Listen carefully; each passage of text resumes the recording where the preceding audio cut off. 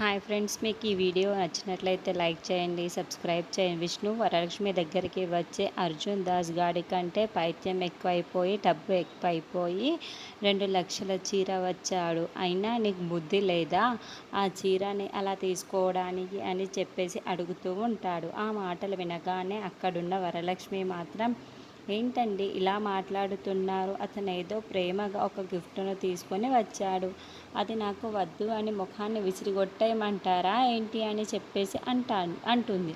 ఆ మాటలు వినగానే అక్కడున్న విష్ణు అయితే, నీకు ఇష్టం లేకపోతే ఇష్టం లేదని చెప్పేసి అతనికి ఇచ్చేయాలి, అంతేకాని నీ దగ్గర ఎందుకు ఆ గిఫ్ట్ను ఉంచుకుంటున్నావు అని చెప్పేసి అడుగుతున్నాడు. ఆ మాటలు వినగానే అక్కడున్న వరలక్ష్మి అయితే, నాకు ఇష్టం లేదని ఎవరు చెప్పారు?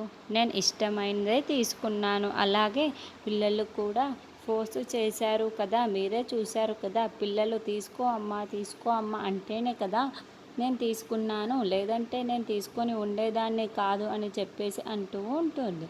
ఆ మాటలు వినగానే అక్కడున్న విష్ణువు మాత్రం, నీకు ఇష్టం లేకపోతే తీసుకోకూడదు తప్ప అలా ఎవరో ఫోర్సు చేశారని నువ్వు ఎలా తీసుకుంటావు వరలక్ష్మి అని చెప్పేసి అడుగుతాడు.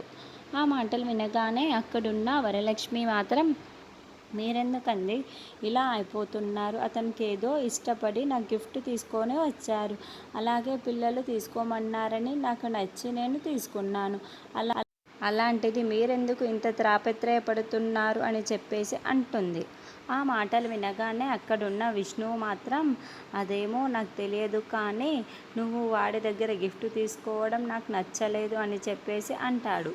ఆ మాటలు వినగానే అక్కడున్న వరలక్ష్మి అయితే, అవునా, మీకెందుకు నచ్చడం లేదో నాకు అర్థం కావటం లేదు, కానీ అతను హీరో కాబట్టే నేను తీసుకున్నాను, అలాగే నాకు ఇష్టంగా తెచ్చాడు కాబట్టి నేను తీసుకున్నాను, పిల్లలకి కూడా తీసుకోమని చెప్పారు కాబట్టే నేను తీసుకున్నాను అని చెప్పేసి అంటుంది. ఆ మాటలు వినగానే అక్కడున్న విష్ణు, నీకు నచ్చింది చేసుకో అని చెప్పాడు.